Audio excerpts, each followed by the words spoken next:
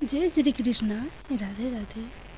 आज आप लोग सुनेंगे माघ मास महात्म कथा अध्याय 8।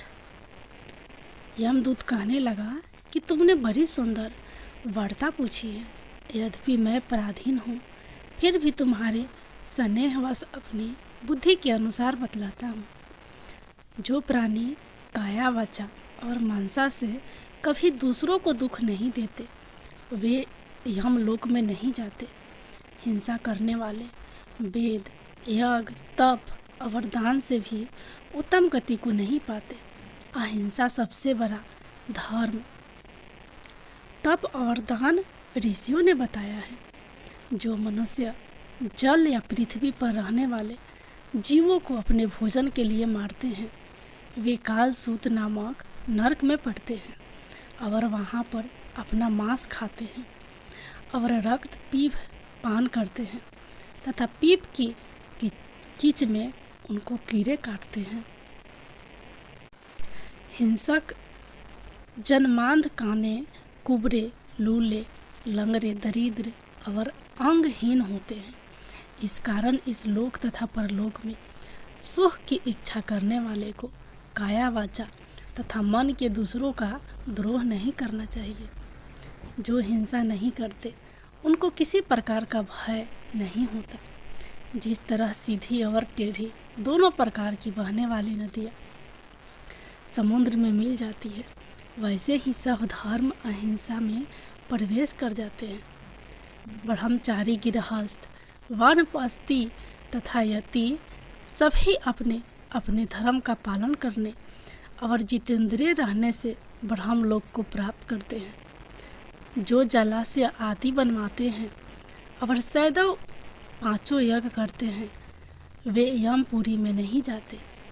जो इंद्रियों के वशीभूत नहीं हैं, वेदवादी और नित्य ही अग्नि अर्थात हवन आदि का पूजन करते हैं, वे स्वर्ग को जाते हैं।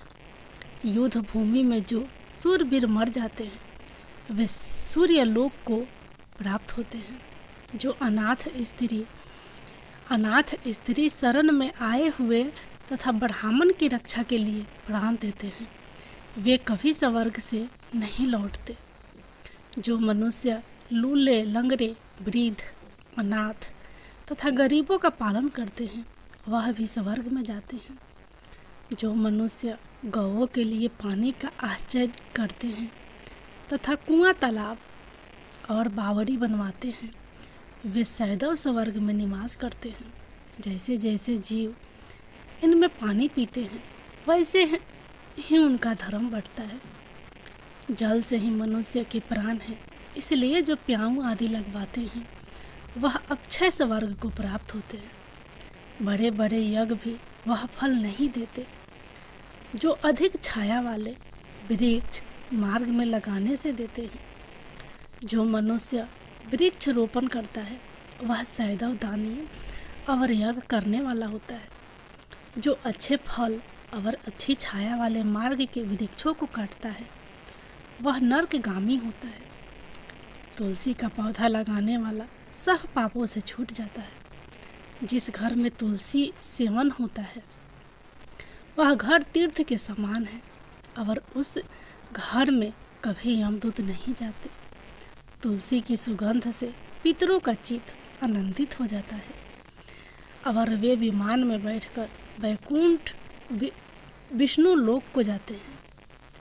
नर्मदा नदी का दर्शन, गंगा का स्नान और तुलसी दल का स्पर्श, यह सब बराबर बराबर फल देने वाला है। हर एक द्वादशी को ब्रह्मा भी तुलसी का पूजन करते हैं। रत्न, सोना, फूल तथा मोती की माला के दान का इतना पुण्य नहीं जितना तुलसी की माला के दान का है।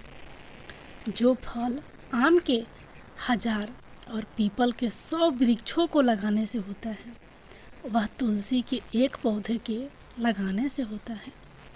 पुष्कर आदि तीर्थ, गंगा आदि नदी, वासुदेव आदि देवता सभी तुलसी में वास करते हैं। जो एक बार, 2 या 3 बार रेवा नदी से उत्पन्न शिव मूर्ति की पूजा करता है अथवा स्फटिक रत्न के पत्थर से आप निकलते हुए तीर्थ में पर्वत या वन में रखी हुई शिव की मूर्ति की पूजा करता है और सदैव ओम नमः शिवाय मंत्र का जाप करता है।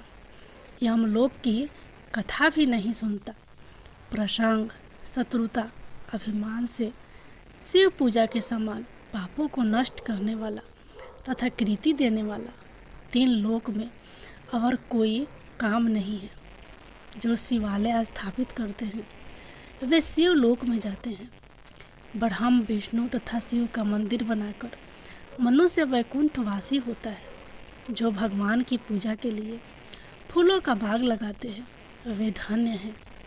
जो माता पिता, देवता और अतिथियों का सदैव पूजन करते हैं वे ब्रह्म लोक को प्राप्त होते हैं।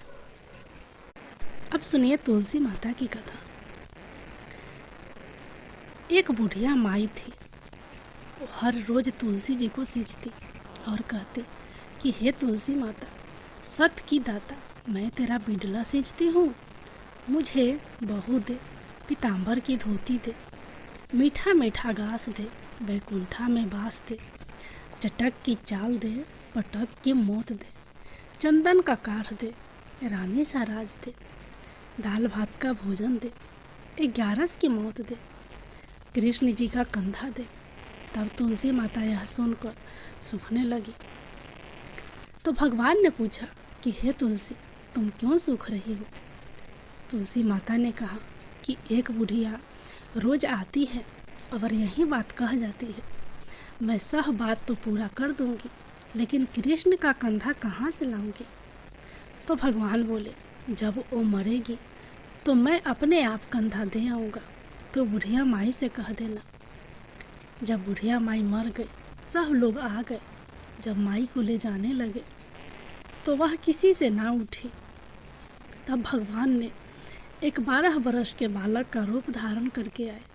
बालक ने कहा, मैं कान में एक बात कहूँगा तो बुढ़िया माई उठ जाएंगी।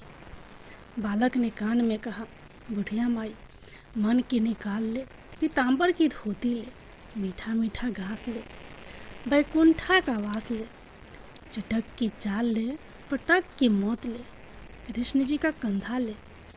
यह सुनकर बुढ़िया माई हल्की हो गई। भगवान ने कंधा दिया और बुढ़िया माई को मुक्ति मिल गई। हे तुलसी माता, जैसे बुढ़िया माई को मुक्ति दी वैसे सबको देना। तुलसी माता की जय। अब सुनिए माघ स्नान की कहानी। प्राचीन समय की बात है। एक छोटे से गांव में एक वृद्ध तपस्वी ऋषि निवास करते थे।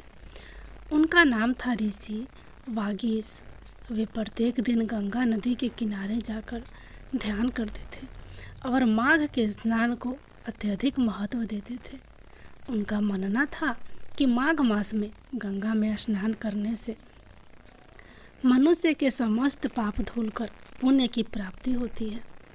एक दिन एक युवा ब्राह्मण, जिनका नाम संतानु था, अपने गुरु के पास आया और पूछा, गुरुदेव, आपने हमें माघ स्नान के बारे में बहुत सुना है, लेकिन मुझे यह समझ में नहीं आता कि इसमें इतनी शक्ति क्या है। आप हमें इसका महत्व समझाइए। ऋषि वगी से मुस्कुराए और बोले, बेटा, माघ मास का सावन स्नान केवल शरीर की शुद्धि के लिए नहीं, बल्कि आत्मा की शुद्धि के लिए भी है। इस समय जब सूर्य की किरणें पृथ्वी पर पड़ती है तो वे बहुत पवित्र होती है। यह समय इंसान के जीवन को नया दिशा देने का होता है। माघ स्नान से न केवल पाप समाप्त होते हैं, बल्कि व्यक्ति का आत्मा भी शुद्धि होता है।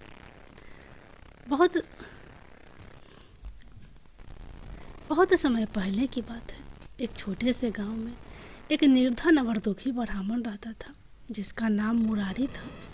मुरारी के पास कोई संपत्ति नहीं थी और वह जीवन भर दुखों में डूबा रहता था। एक दिन उसने सुना कि माघ माह में गंगा स्नान करने से सारे पाप नष्ट हो जाते हैं और पुण्य की प्राप्ति होती है। मुरारी ने ठान लिया कि वह गंगा स्नान के लिए यात्रा करेगा, लेकिन उसके पास यात्रा करने के लिए धन नहीं था, वह गरीब था, लेकिन उसने हार नहीं मानी और पैदल ही गंगा की ओर चल पड़ा।